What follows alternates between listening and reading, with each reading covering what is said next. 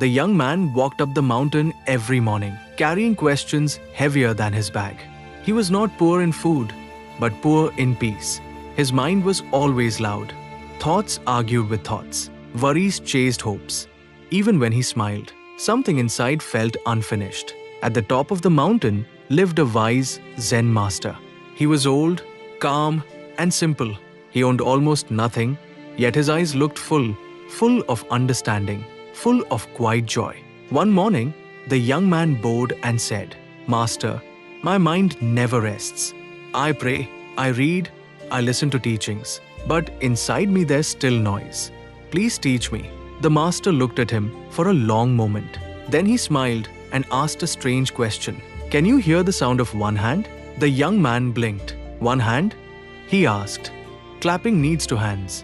The master nodded gently. "Come back when you hear it." Confused, the young man returned home. That night, he tried everything. He clapped one hand against the air. He waved it near his ear. He laughed, then became frustrated. "This makes no sense," he said to himself. Days passed. Each morning, he returned to the master. "Have you heard it?" the master asked. "No," the young man replied.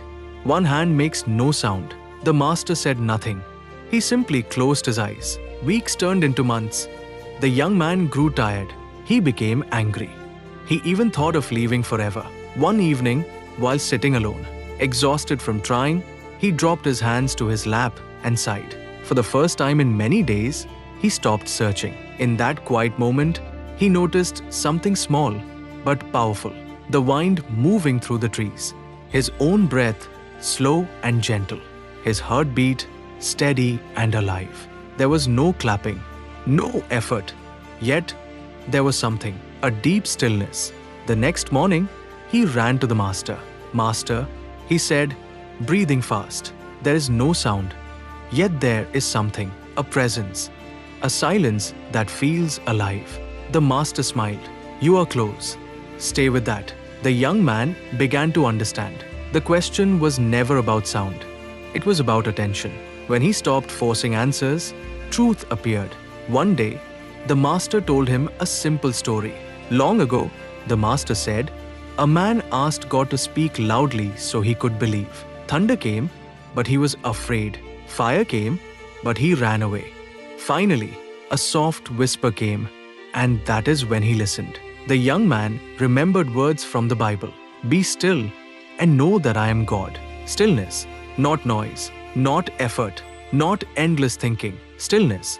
The master continued. Two hands represent the world of doing, success and failure, right and wrong, gain and loss. One hand represents being. When you know how to be still, even one hand is enough. The young man felt tears in his eyes. All his life, he was clapping with two hands, working harder, worrying more, chasing approval, fearing mistakes. His mind was loud because his heart was tired. The master asked softly, "When you sit in silence, who are you trying to impress?" The young man had no answer. That was the answer.